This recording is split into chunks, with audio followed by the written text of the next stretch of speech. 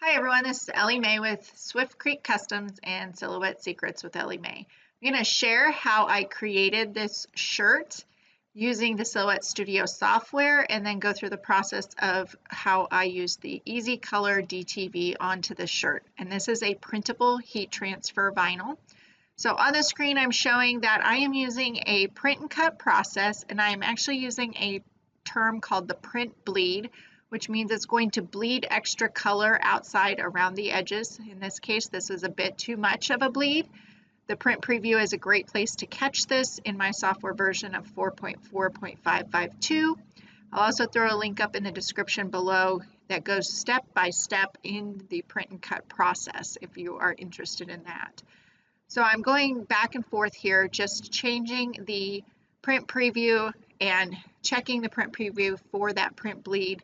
You want it to be just enough but not too much, so that when you cut that you get white edges but your colors aren't bleeding into the next design over next to it. So at this point I have a 0.015 print bleed. That works great. I am checking my registration marks. All are going to print on the page, and then I'm going to continue with my print. It's going to take it a few seconds to spool through to my printer, and it's going to pop up with a second print preview, and I use this before I waste any of my ink or materials, especially for more expensive materials. I like to check it out one final time. It does take a few seconds longer, as you saw, but it's really worth it to save some materials. And then I printed through my Canon printer. Now this is a Siser EasyColor DTV that was recently released, and I'm using a Silhouette Studio to print and cut around that. So now I'm going to load my mat in my Silhouette machine, and this machine reads those registration marks, which is the black square in the top left and the two L brackets, in order to determine the position of the design on the page. And print and cut is very specific in how it reads and in where the design is. So you want to make sure to have the setup correct. And I'll have links in the description below for that. And then I sped up this process, but this machine cuts exactly where you tell it to.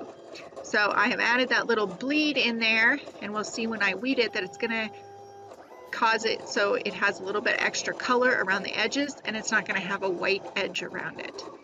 So the machine is still cutting. It took, I don't know, maybe 3 or 4 minutes for it to cut out totally for this intricate design.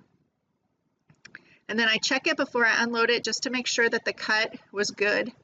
If the cut's not good, you could always send it again, but it's always a good idea to do a test cut with your material and your blade. You can see there I have this little bleed area where extra ink is just a little bit over the edges, which means now I don't have a white edge around my design. The print and cut on a Silhouette does have a normal allowance of 1/16 inch that the cut could be off, which means that you could have a little bit of a white edge there. So I'm showing that print bleed and how it comes off. Now I had a little bit of a camera trouble here, so I don't show you the final weeding process of the entire design, but basically I weed out everything that's white.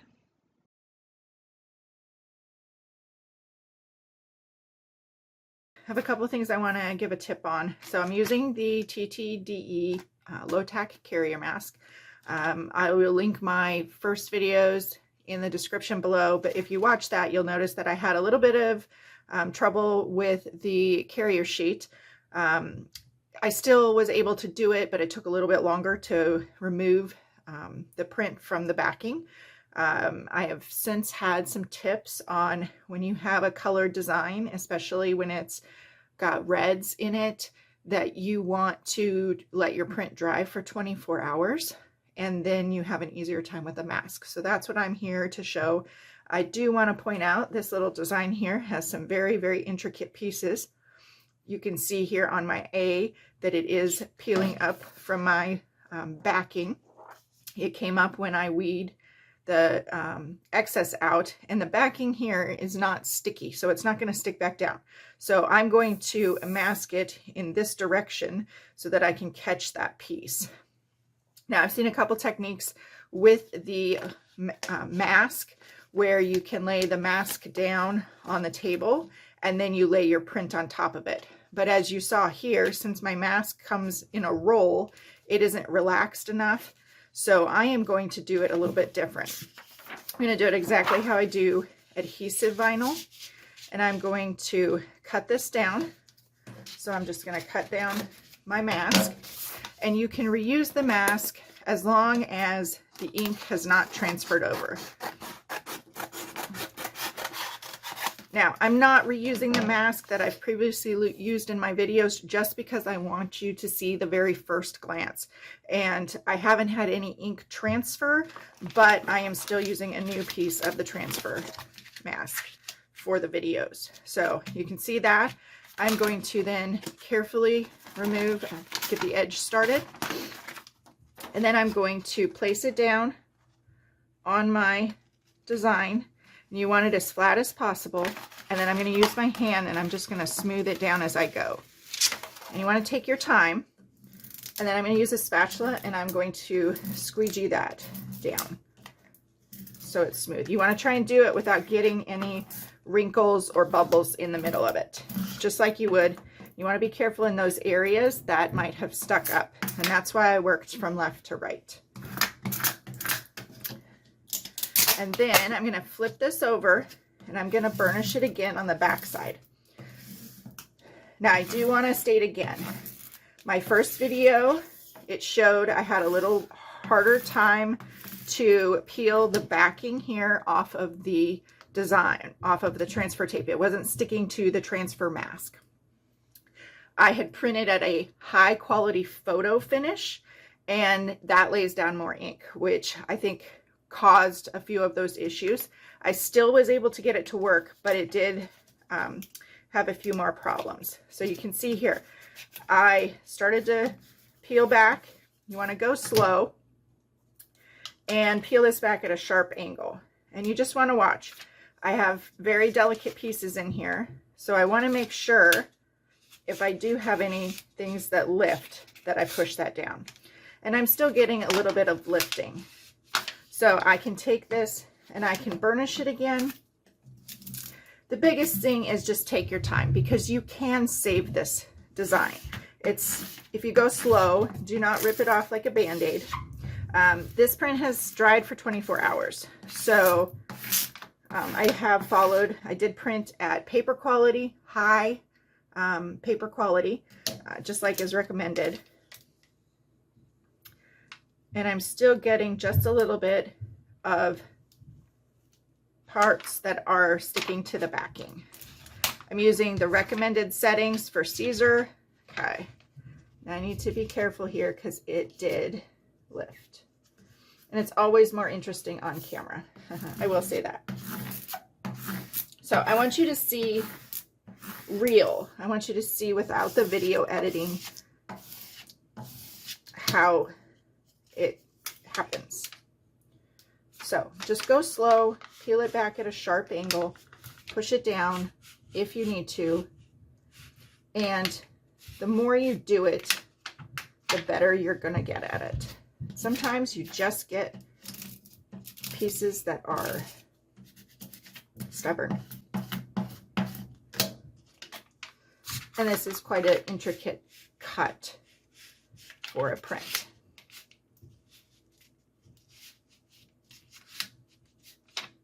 Again, it's a new product, so we're all learning. Go slow.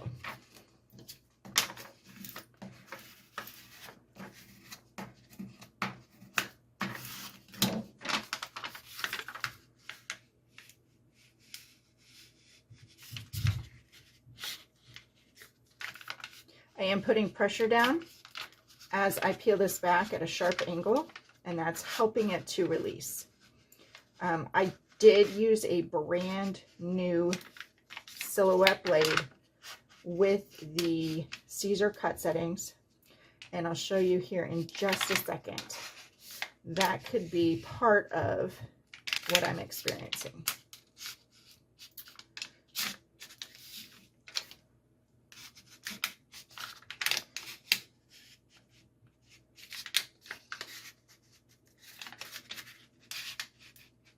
But if you go slow,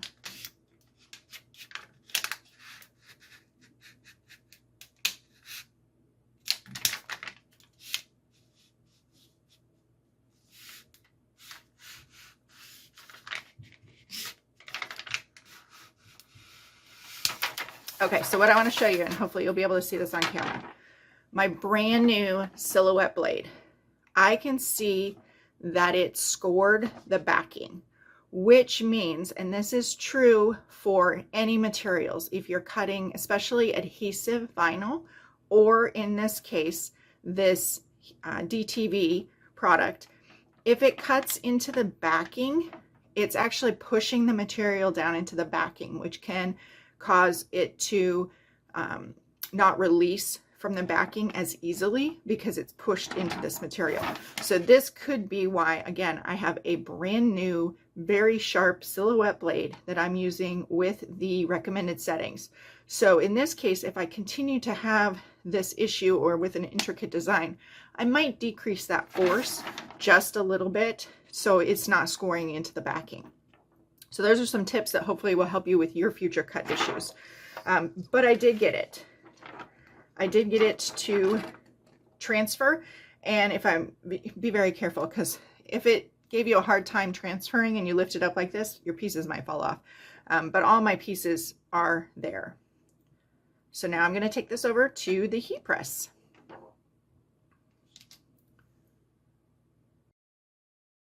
So now I'm using my Craft Pro 15 by 15 inch heat press with my pull out platen. I really love this. I am pre-pressing, and I have sped up the video speed on this so you don't have to watch the full press time.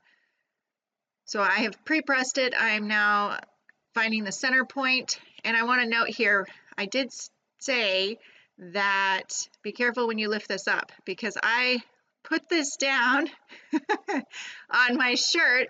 The heat activated the vinyl, which made it release from the mask easier, and so I had to place my letter back onto my design.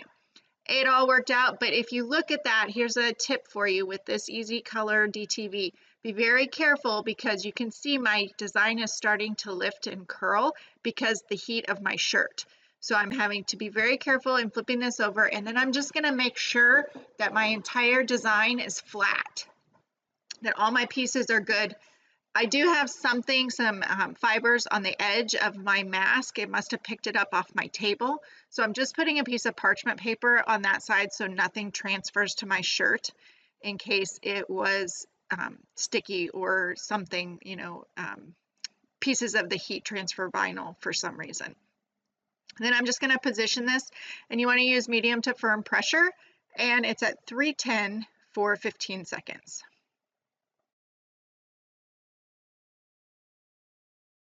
And then I'm just going to check it. I'm going to remove the parchment paper, and then I'm going to very carefully remove that mask. And I do save the mask because you could reuse it if it doesn't have any ink transfers or any fibers. So you'll see me put the backing back on here.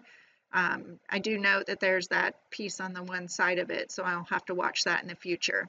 So I looked at it. I didn't feel that it was, I couldn't see the fibers enough, so I just gave it another quick press for just a couple seconds, and then I lifted it up, and it was perfect. I wore this shirt out today, and I had compliments on it when I was out. I really like it. The colors showed through. You can see here I'm stretching it just a little bit. It all turned out great. For more tips, tricks, and projects, make sure to like and subscribe. Thank you for supporting Swift Creek Customs. Have a great day.